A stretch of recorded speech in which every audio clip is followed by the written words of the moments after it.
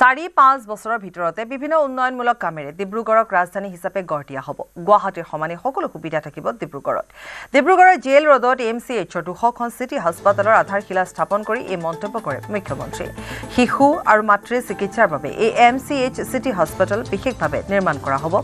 2 বছৰৰ ভিতৰত সম্পূৰ্ণ হ'ব চিকিৎসালয়খনৰ নিৰ্মাণ কাৰ্য। চিকিৎসালয়খনত অধিক পৰিমাণে পেইং কেবিন থাকিব বুলি মন্তব্য কৰে মুখ্যমন্ত্ৰী। ইতিমধ্যে ডিব্ৰুগড় বিমানবন্দৰ ডক্টৰ ভূপেন হাজৰিকা নামেৰে নামাকৰণ কৰাৰ সিদ্ধান্ত গ্ৰহণ কৰা হৈছে। অক্টোবৰ মাহত বিধায়ক আৱাস কলনী আধাৰশিলা স্থাপন কৰা হ'ব।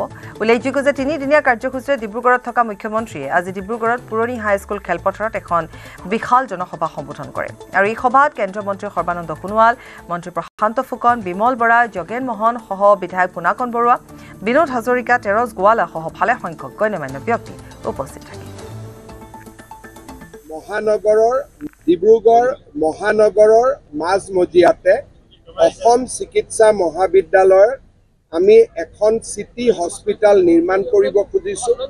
206 কোটি টকা ব্যয় হ'ব, 200খন বিছনা থাকিব আৰু ইয়াত আমি 50টা পেইং কেবিনৰো আমি নিৰ্মাণ কৰিম। ডিব্ৰুগড়ৰ মহানগৰৰ ৰাইজে নিশা গধূলিও ৰাতি 10 বজালৈকে যাতে ইয়াত MRI কৰিব পাৰে, CT স্কেন কৰিব পাৰে, ব্লাড টেষ্ট কৰিব পাৰে, এই গোটেই ব্যৱস্থাবিলাক ইয়াত আমি ৰাখিম যাতে ডিব্ৰুগড়ৰ ৰাইজে দিনত অফিচ কাছাৰী কৰি শেষত গধূলি নিজৰ স্বাস্থ্যৰ বুজ ল'ব পাৰে বা নিজৰ স্বাস্থ্যৰ পৰীক্ষাবোৰ কৰিব পাৰে। ইয়াৰ উপৰিও অহা মাহত বা তাৰ পিছৰ মাহত 370 কোটি টকাৰে অসম চিকিৎসা মহাবিদ্যালয়ৰ আৱাসিক অঞ্চল এটা নিৰ্মাণৰ কামো আমি হাতত ল'ম।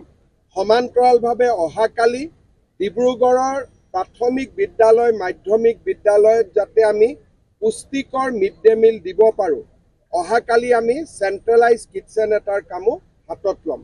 ইতিমধ্যে ডিব্ৰুগড়ৰ কেইবাখনো নতুন উৰণ ক্ষেত্ৰৰ নিৰ্মাণৰ কামো আৰম্ভ হৈছে।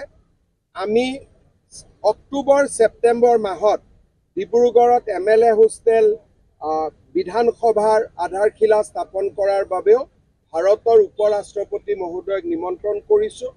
মোৰ মনত এটাই সিদ্ধান্ত বা সংকল্প যে আমি ডিব্ৰুগড়ক অকল মহানগৰ ঘোষণা কৰাই নহয়, বাস্তৱত যাতে আমি ডিব্ৰুগড়ক মহানগৰ পৰ্যায়লৈ লৈ যাব পাৰোঁ।